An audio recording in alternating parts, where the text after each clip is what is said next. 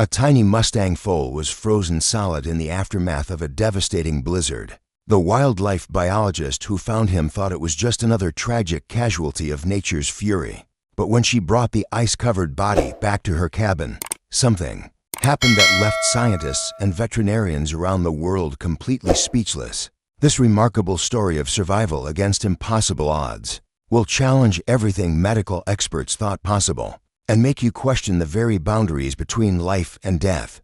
Get ready for an extraordinary journey that will warm your heart and restore your faith in miracles. Dr. Sarah Matthews trudged through knee-deep snow, her breath forming crystalline clouds in the bitter Wyoming air. The late January blizzard had finally passed, leaving behind a transformed landscape and countless wildlife casualties. As the region's lead wildlife biologist, Sarah was conducting a preliminary impact assessment, documenting the storm's effects on the local Mustang herds. At 42, with 15 years of field experience, Sarah had witnessed nature's harshness many times. Still, each loss affected her. These wild horses were under her protection through the Bureau of Land Management's conservation programs she'd monitored these herds for a decade, watching generations born, flourish, and sometimes perish. The radio crackled at her hip.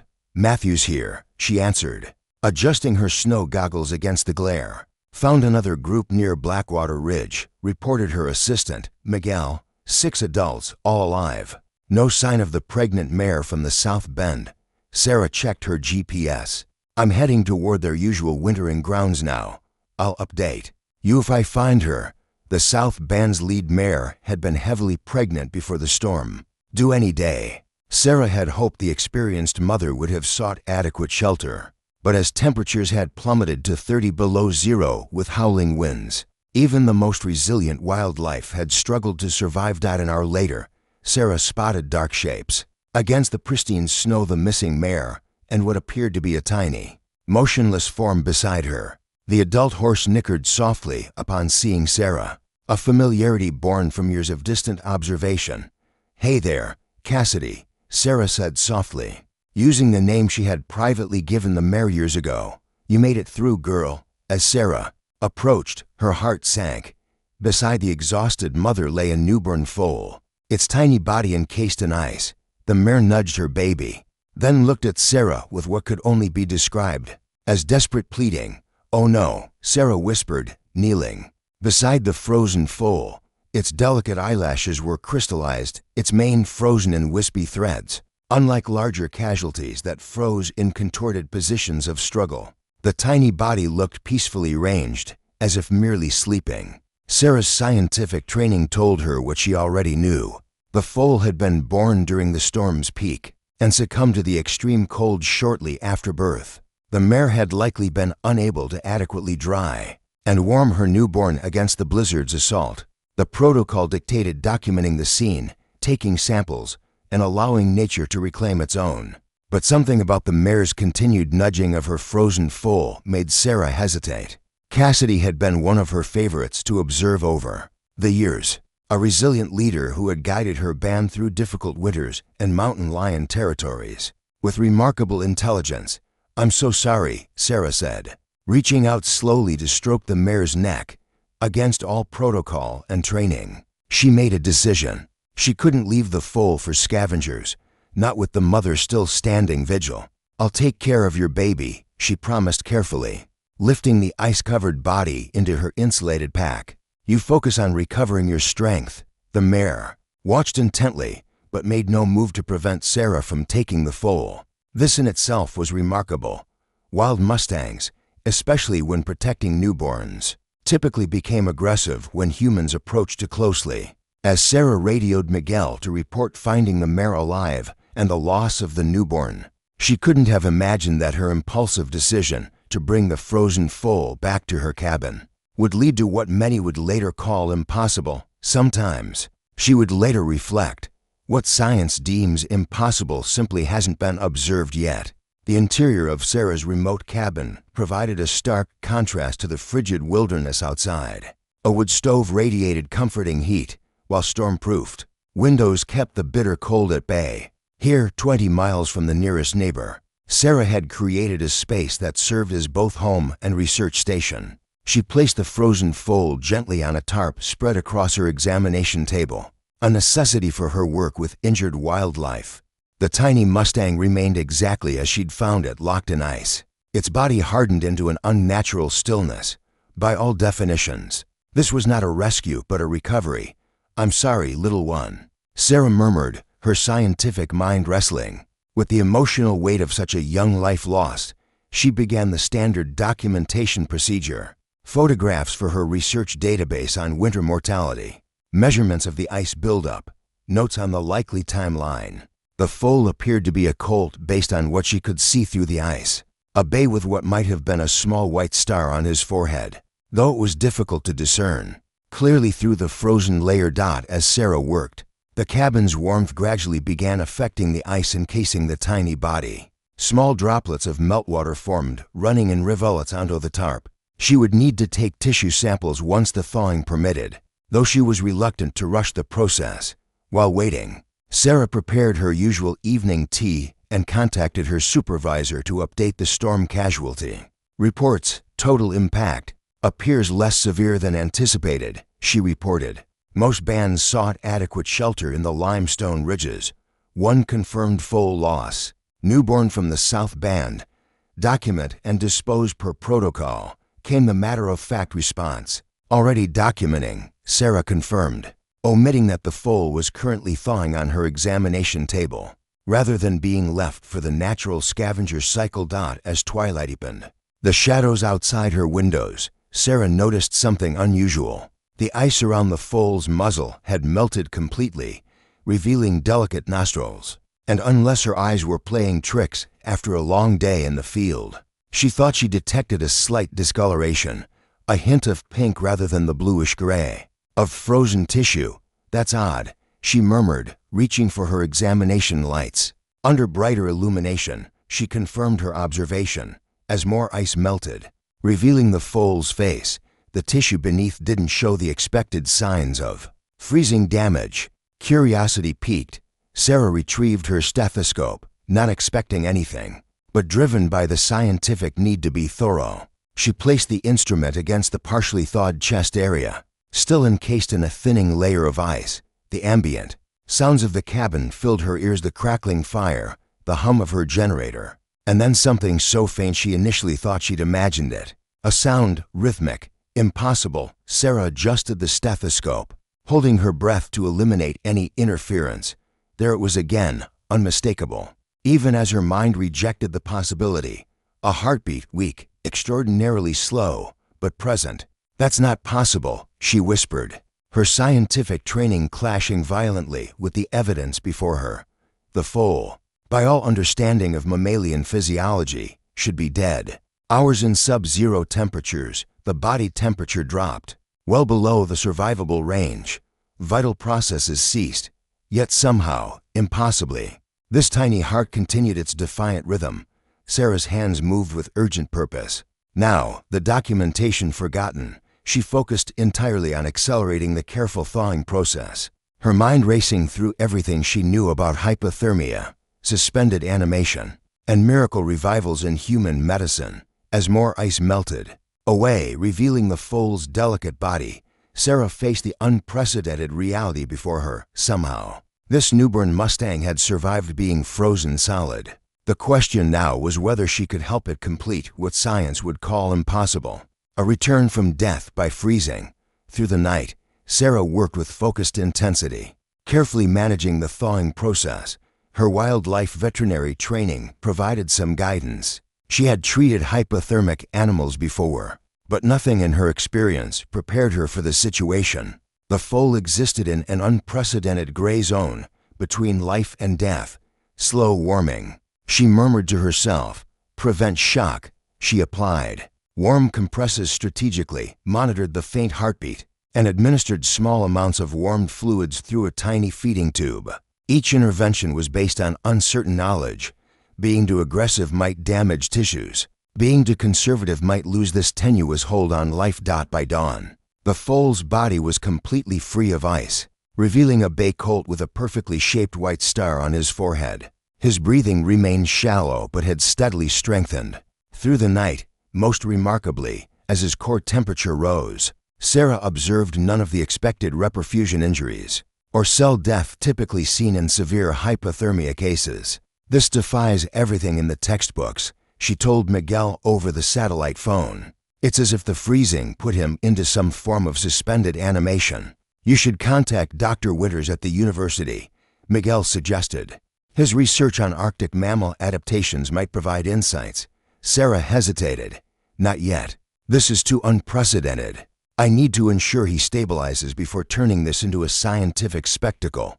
The truth was more complex than she admitted. Something protective had awakened in Sarah, a fierce determination to shield this miracle foal from becoming a laboratory curiosity. Before he'd even had a chance to live. By midday, the most extraordinary milestone yet, the foal's eyes opened, deep brown, alert despite his ordeal. They fixed on Sarah with an awareness that sent chills through her. That had nothing to do with the winter temperatures outside. "Hello there, little miracle," she whispered. The colt's response defied explanation. Rather than the fear expected from a wild animal confronting human presence, he maintained steady eye contact. Then, with evident effort, he lifted his head toward her outstretched hand. Sarah had worked with wildlife rehabilitation for over 15 years. She knew the difference between anthropomorphism and genuine animal behavior. What she witnessed in those eyes wasn't just consciousness, but recognition, as if the tiny creature acknowledged her role in his impossible survival. Late afternoon brought another breakthrough. With Sarah's supportive hands, the foal attempted to stand on wobbly legs. Though unsuccessful in his first efforts, his determination was evident. His strength, merely hours after being frozen solid, contradicted everything Sarah understood about recovery from profound hypothermia. "You need a name," she told him while preparing a formula mixture adapted for orphan foals. A conventional name seemed insufficient for this unconventional survivor. "Lazarus," she decided, referencing the biblical figure raised from death. "Though I suspect your story might be even more remarkable." As darkness fell, bringing another frigid night to the mountain landscape outside, Sarah arranged blankets into a makeshift bed beside the foal. Proper scientific procedure would demand constant monitoring through these critical hours, but something more personal kept her close. This tiny life represented something beyond scientific categorization, a reminder that nature still held mysteries beyond human understanding. Lazarus dozed beside her, his breathing now regular and strong. Several times through the night, Sarah woke to find him watching her. Those intelligent eyes seemed to convey something deeper than a newborn animal should be capable of expressing. By morning light, what had begun as a routine storm casualty documentation had transformed into something that would challenge scientific understanding and, though Sarah didn't yet realize it, alter the course of her life and research forever. 1 week after finding Lazarus frozen in the snow, Sarah faced an escalating series of marvels that defied conventional biology. The foal had progressed from struggling to stand to trotting confidently around her cabin. His physical development accelerated at an unprecedented rate, muscles strengthening and coordination improving as if making up for lost time. His cellular regeneration is off the charts, she told Dr. Elias Winters during a carefully worded consultation that omitted the full circumstances of her discovery. "I've never seen tissue healing at this rate in any species." What Sarah didn't mention was perhaps most remarkable. Lazarus exhibited cognitive development that outpaced even his physical growth. He responded to verbal commands after hearing them judged just once. He problem-solved with the acuity of a horse many times his age, figuring out how to open the simple latch on his improvised stall by observing Sarah once. "I need to take him to his mother," Sarah decided on the 8th day, watching as Lazarus stared longingly out the window toward the mountains where wild mustangs roamed. "He doesn't belong in captivity." The reconnection required meticulous planning. Sarah had continued monitoring the South Band through Miguel's field reports. Cassidy had remained with her group but exhibited unusual behavior, repeatedly returning to the site where her foal had been born during the blizzard, nickering softly into the wind. The morning of the attempted reunion dawned clear and cold. Sarah bundled Lazarus into her Jeep, his small body secure in blankets on the passenger seat. Throughout the drive, the foal remained calm, his attentive eyes taking in the passing landscape with evident recognition. Despite never having seen it before, "Let's find your mother," Sarah told him, reaching over to stroke his star-marked forehead. The gesture had become natural over their days together, though she reminded herself constantly that Lazarus was wild, not a pet. Today's reunion would begin the necessary process of returning him to his rightful place. Sarah parked at a discreet distance from where Miguel had reported spotting the south band that morning. The final approach would be on foot, allowing the wild horses to catch their scent and prepare for the unexpected reunion. As they crested a snow-covered ridge, Sarah spotted the band grazing in a sheltered valley below. 8 Mustangs, including Cassidy, whose head raised immediately at their appearance on the horizon. Sarah had expected wariness or even aggressive defense from the wild horses. Instead, Cassidy broke away from the group, trotting directly toward them with purposeful strides. Lazarus, walking beside Sarah, quickened his pace. The tiny colt, barely a week old when he should still be learning basic coordination, moved with the confidence of a much older horse. When Cassidy approached within 20 yards, Sarah stepped back, giving mother and foal space for their reunion. What happened next added another layer to the unfolding mystery. Cassidy and Lazarus touched noses briefly, a normal recognition behavior. Then, rather than the extended bonding Sarah expected after their separation, both horses turned to look at her with synchronized movement. Cassidy approached cautiously, stopping an arm's length away, extraordinarily close for a wild Mustang. "Hello, beautiful girl," Sarah said softly. Remaining motionless, Cassidy extended her muzzle, gently touching Sarah's shoulder in a gesture so deliberate it couldn't be anything but intentional communication. In that moment, looking between her mother and the previously frozen foal, Sarah felt the boundaries of her scientific understanding stretch beyond recognition. "You're welcome," she whispered, somehow certain the mare was expressing gratitude. Lazarus nickered softly, nuzzling Sarah's hand one final time before turning to follow his mother toward the waiting band. Sarah watched them go, the small colt trotting confidently beside Cassidy as if he'd never been separated, never been frozen solid in a killing blizzard. As they disappeared over a ridge, Sarah recognized her scientific report on this experience would never be written. Some discoveries, she decided, were too extraordinary for the limiting confines of academic documentation. Yet, even as she drove back to her cabin, Sarah sensed this story was far from concluded. Lazarus wasn't merely a miracle of survival. He represented something else, something she couldn't yet define, but would soon begin to understand. 2 months after the reunion, Sarah's research took an unexpected turn. What began as a routine observation of the South Band transformed into documentation of phenomena that defied conventional understanding. Through high-powered spotting scopes, she witnessed Lazarus, now grown enough to be visible from greater distances, demonstrating abilities beyond normal equine capacity.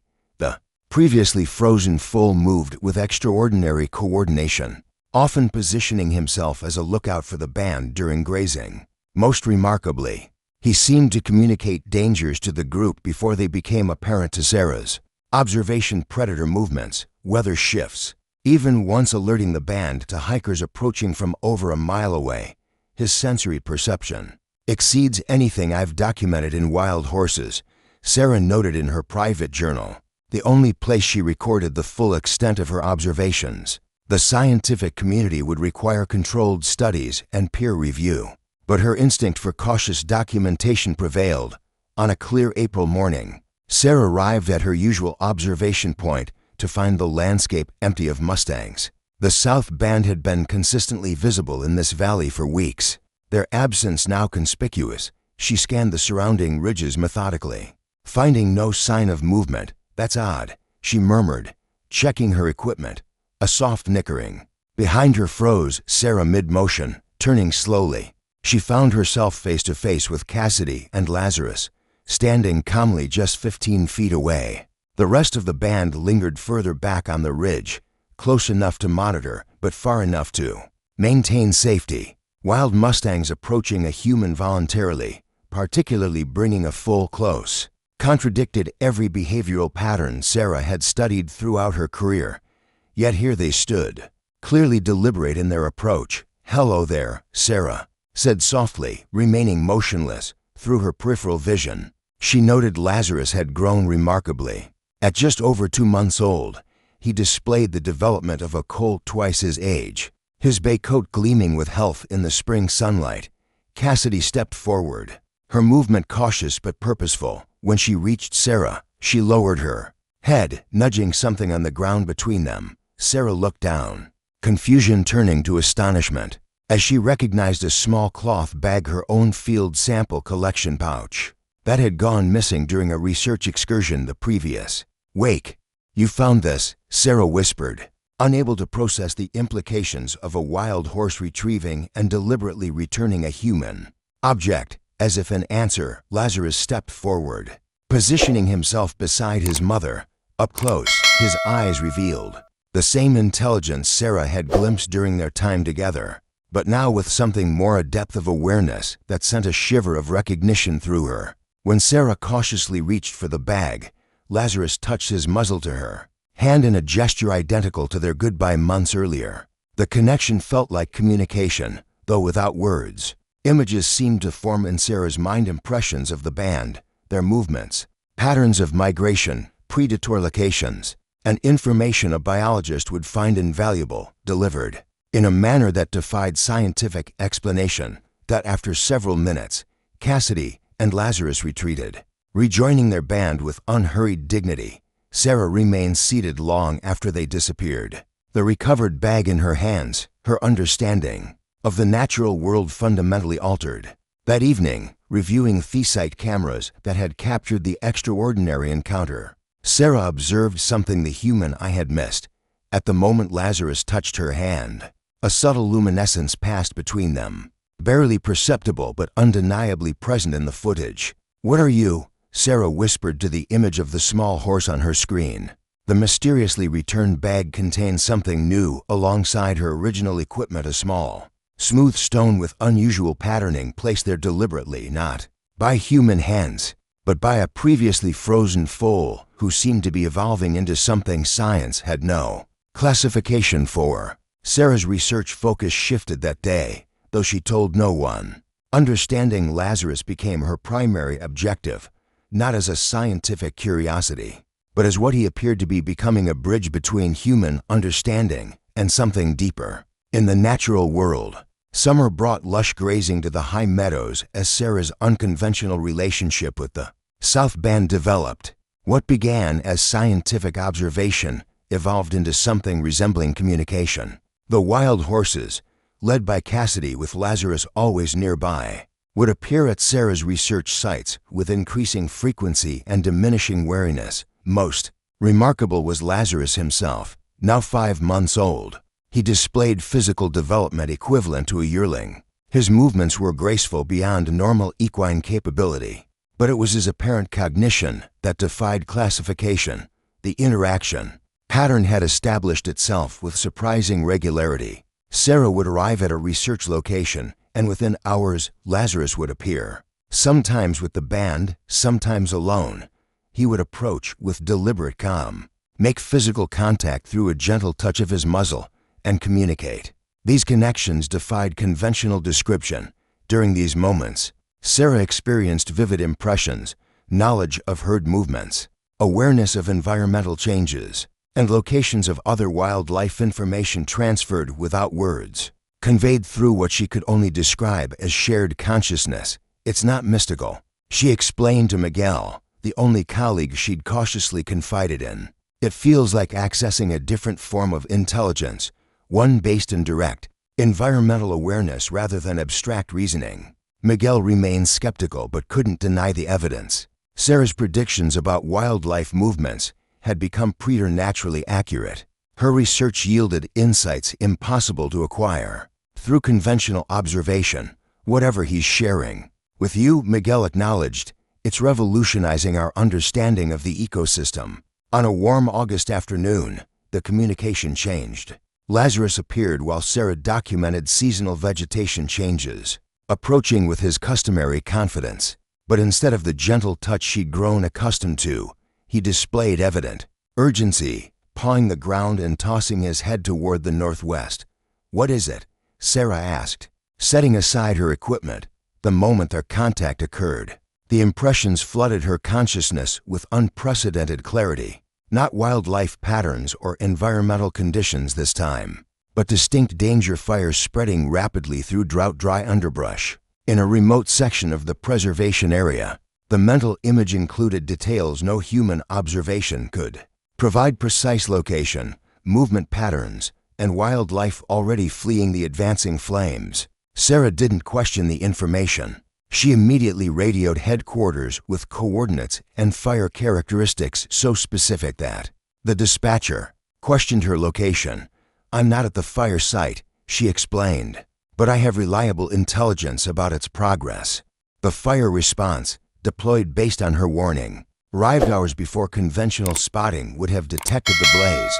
By evening, what could have become a devastating wildfire was contained, with authority officials marveling at the lucky early detection.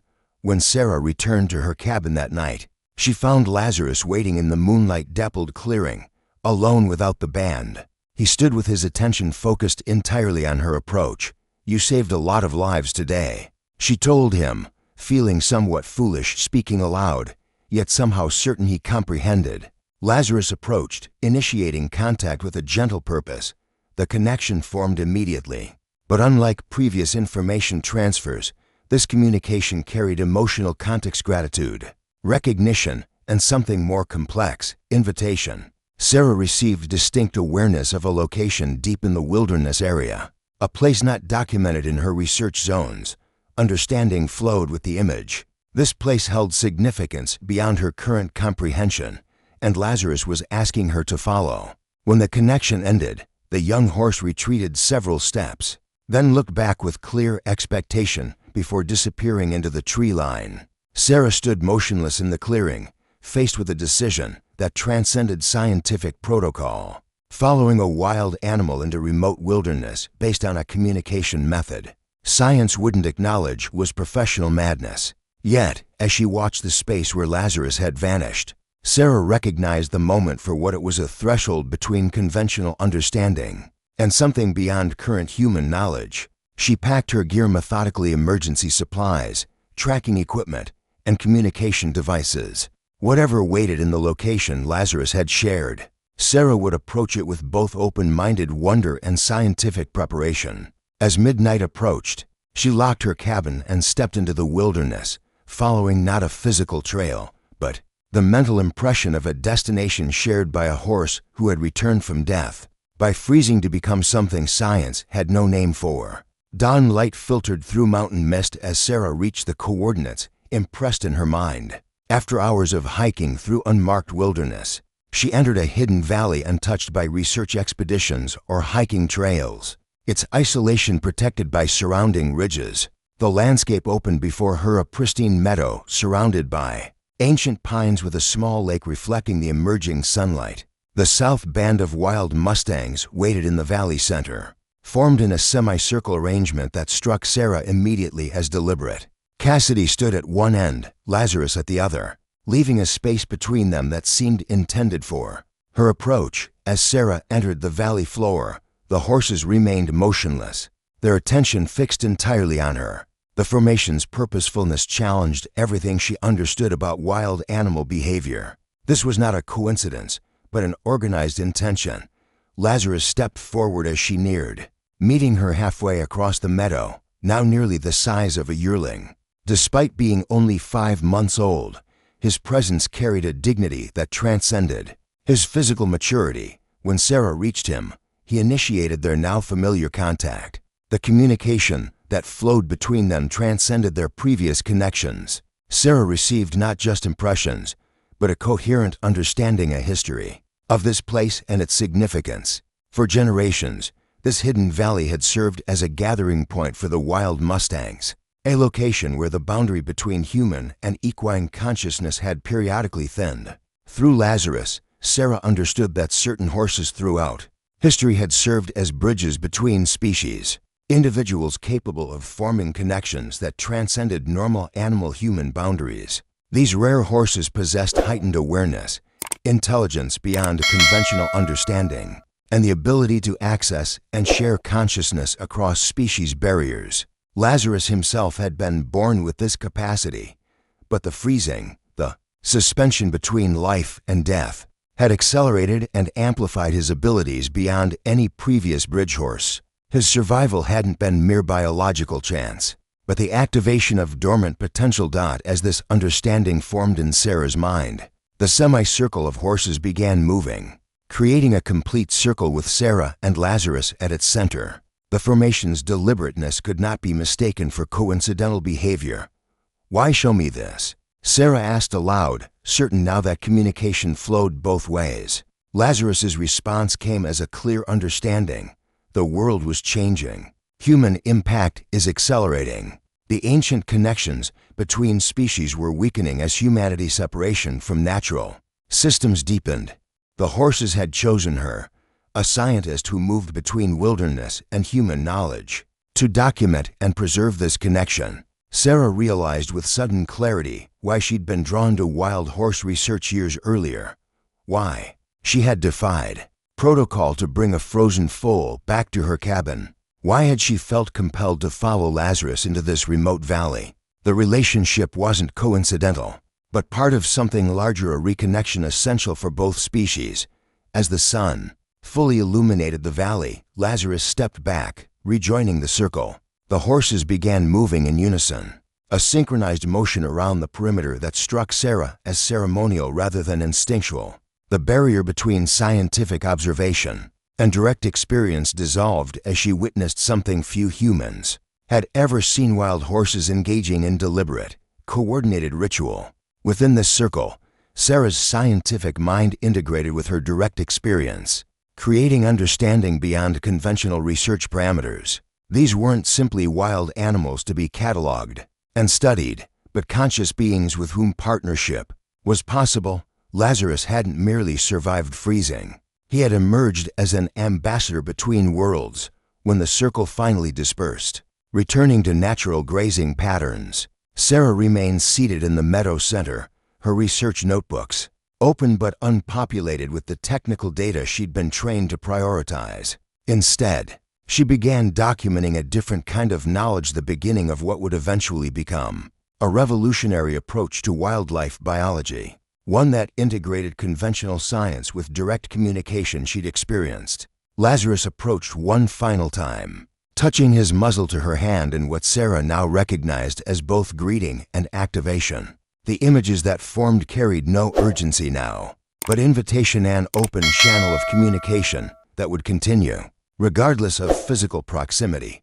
As Sarah hiked back toward her cabin that evening, she understood that her discovery wasn't just the miraculous survival of a frozen foal, but the recognition of consciousness that transcended human-defined boundaries. Lazarus had not only defied death by freezing, but also emerged as evidence that the natural world operated according to principles science was only beginning to comprehend. In the months and years that followed, Sarah's research would create controversy, challenge established paradigms, and eventually transform understanding of interspecies relationships, all because of a frozen foal who awakened to become something between miracle and messenger, a bridge between worlds that had grown too far apart.